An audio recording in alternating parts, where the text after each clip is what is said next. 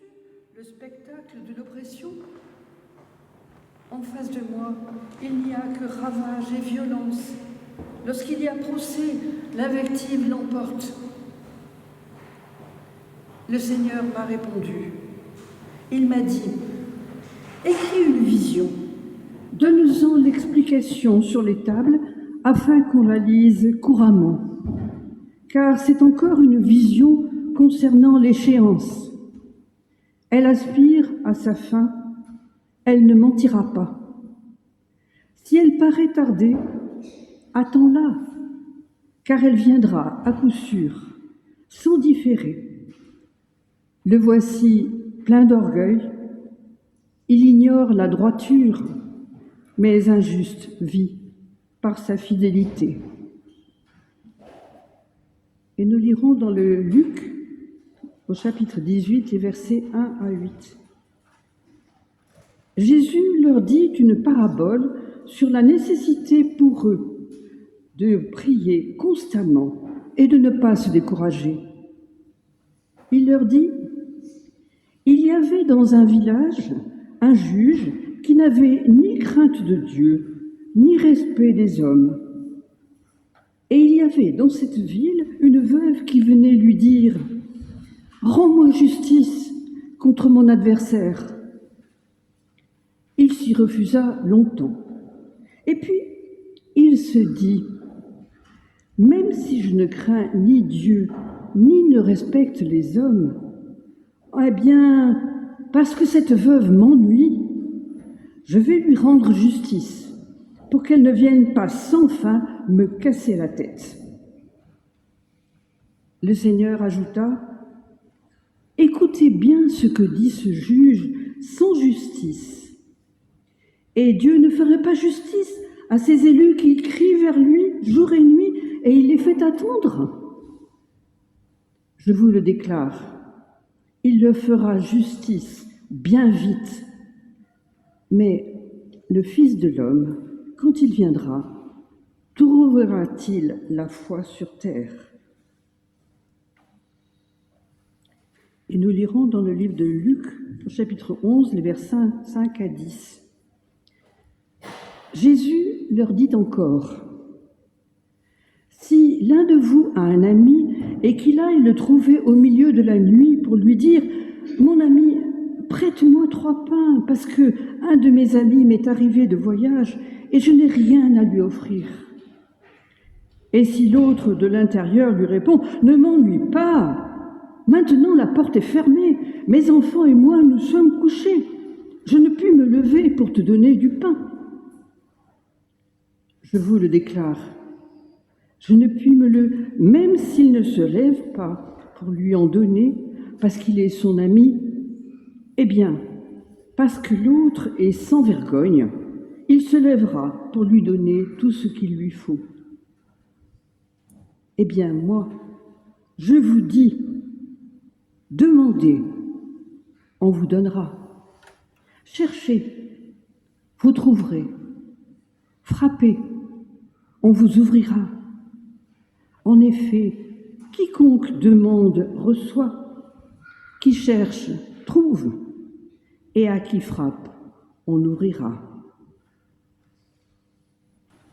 Martin Luther a dit « Le métier du chrétien, c'est de prier. » Dur métier. Dur métier, pas seulement pour les chrétiens d'ailleurs.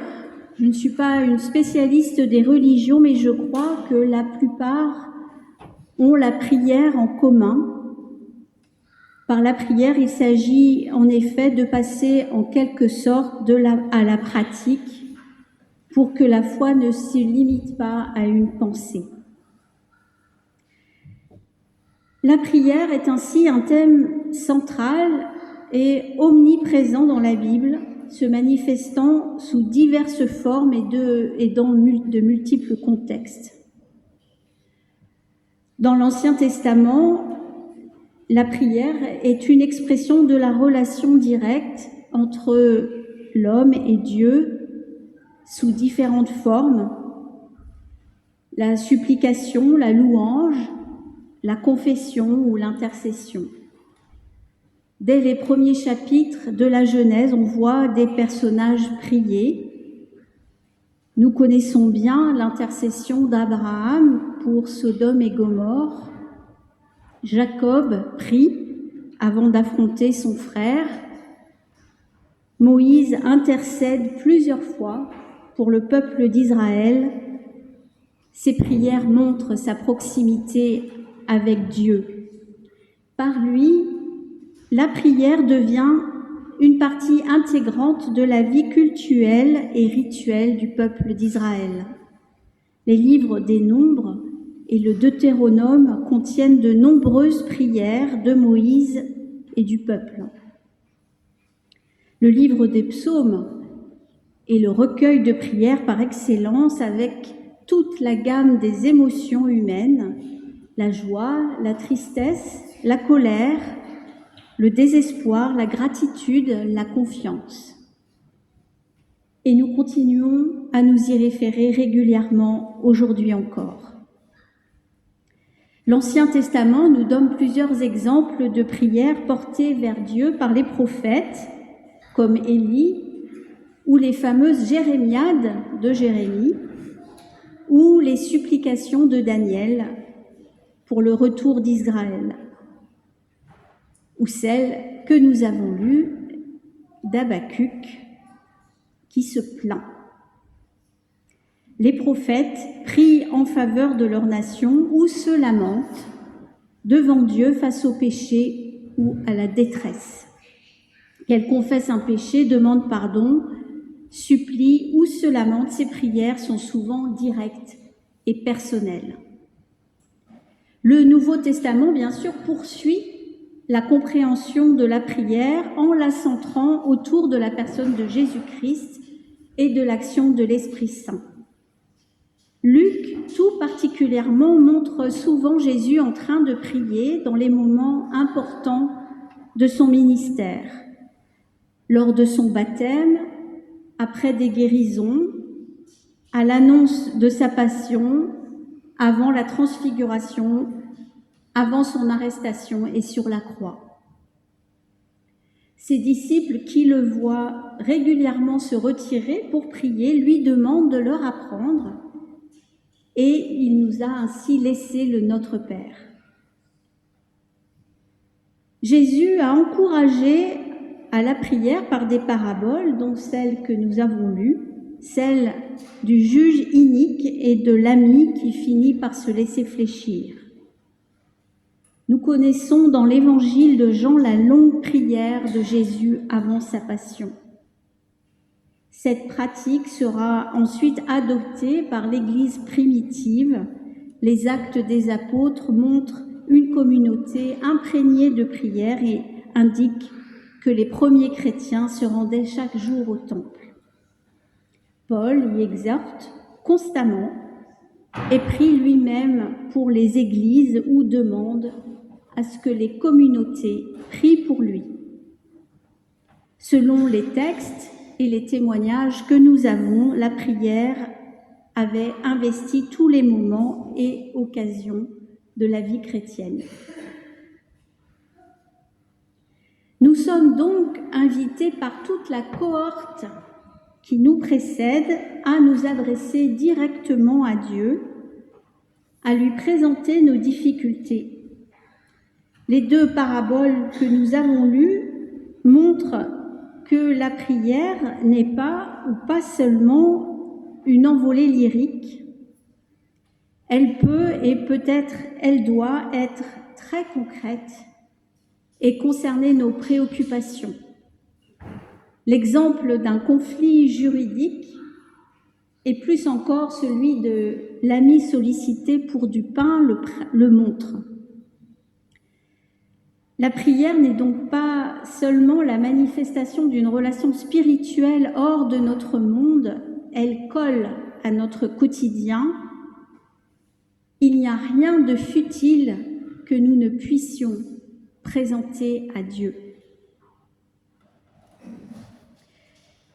Voilà qui est très réconfortant, mais nous savons bien aussi à quel point l'expérience de la prière peut être aride. Aride parce que, il faut se l'avouer, c'est difficile de rester concentré sur un moment dédié à Dieu sans être détourné par nos pensées qui vont dans bien d'autres directions ou par tout ce qui nous occupe minute après minute. Aride aussi parce que nous avons parfois du mal à trouver les mots.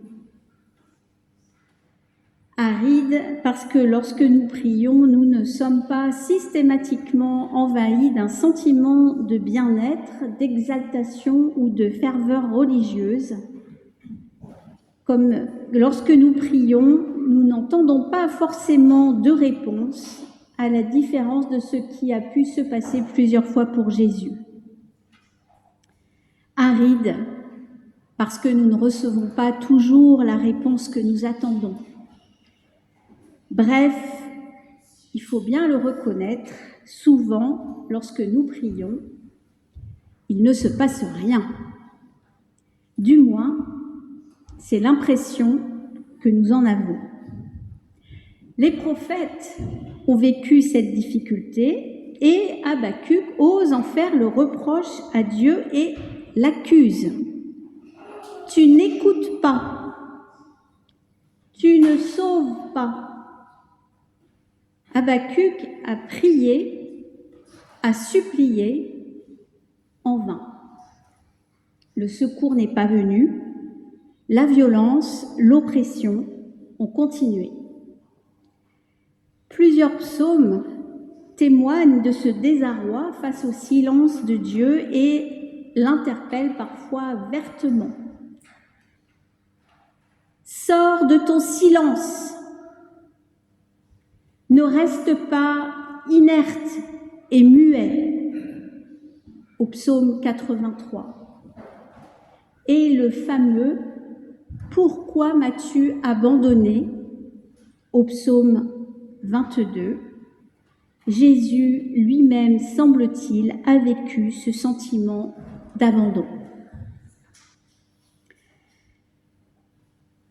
Les deux paraboles que nous avons lues connaissent au contraire un heureux dénouement.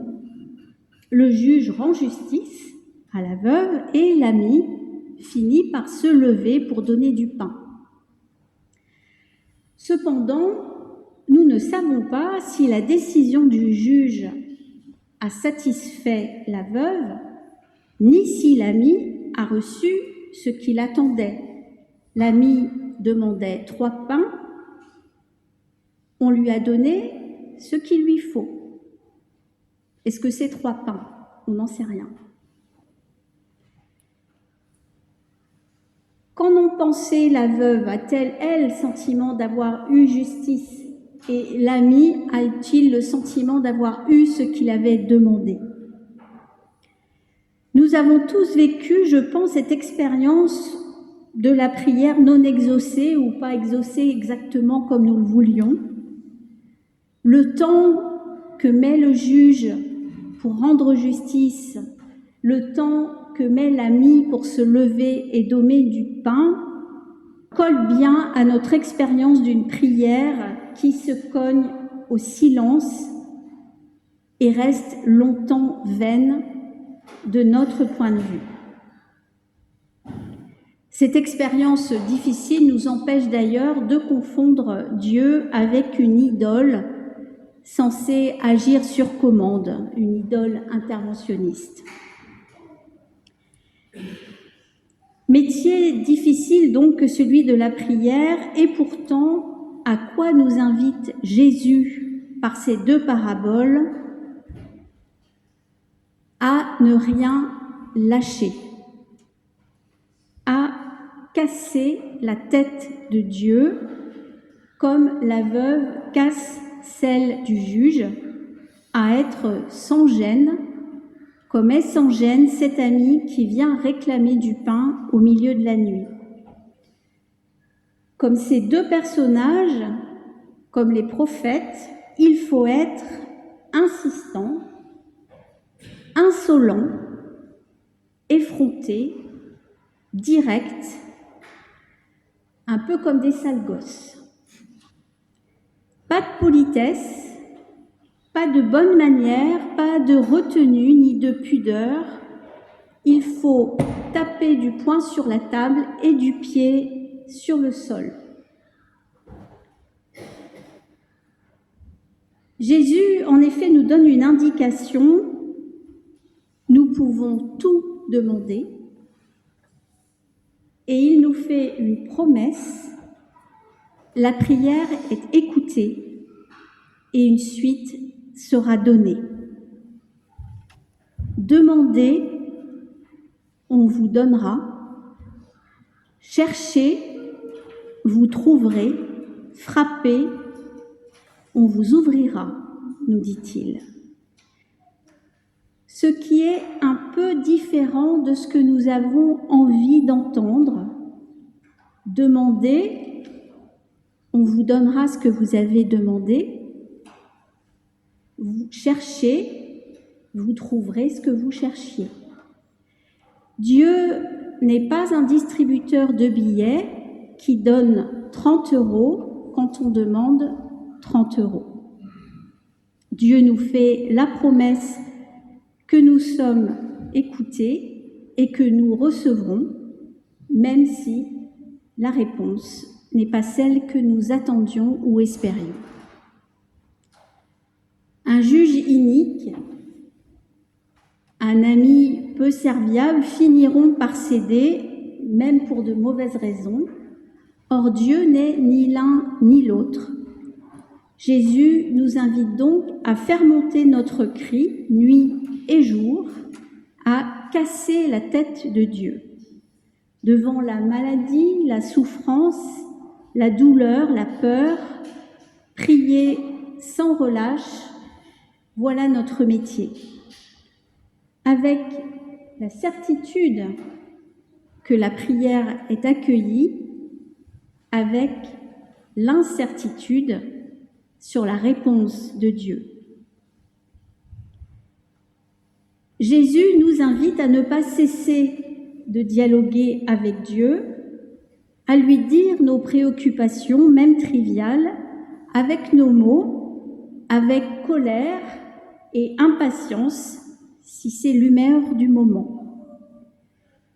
Comme Habakkuk et les autres prophètes, nous pouvons dire ce que nous avons sur le cœur, reprocher à Dieu son silence, son indifférence, son inertie. Nous pouvons oser demander des comptes. Parallèlement, nous sommes aussi invités à la confiance et c'est ce qui est vraiment difficile. Nous ne savons pas pourquoi Dieu reste silencieux, mais Jésus nous exhorte à rester convaincus qu'il écoute. Nous ne savons pas pourquoi les situations insupportables perdurent, mais Jésus nous invite à continuer malgré tout à lancer nos appels vers Dieu encore et encore, tout en restant soumis à sa volonté, comme l'a fait Jésus pendant sa passion ou avant sa passion. Père, si tu veux écarter de moi cette coupe, voilà la demande et l'espoir. Pourtant, que ce ne soit pas ma volonté, mais la tienne qui se réalise. Voilà l'obéissance et la confiance. Jésus, comme nous, devant une grande épreuve, a appelé au secours.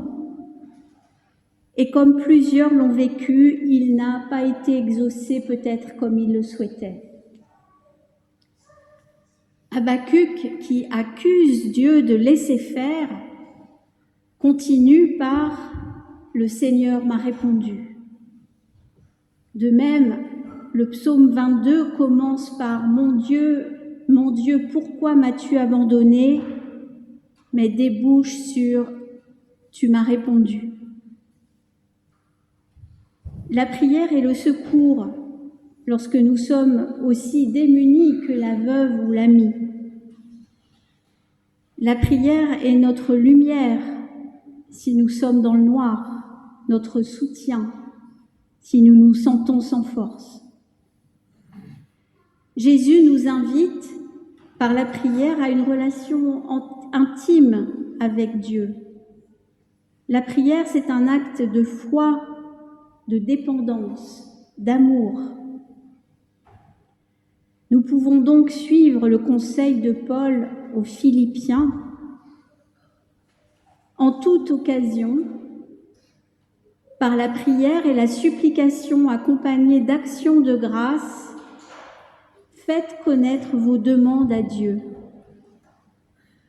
Et la paix de Dieu, qui surpasse toute intelligence, gardera vos cœurs et vos pensées en Jésus-Christ. Amen.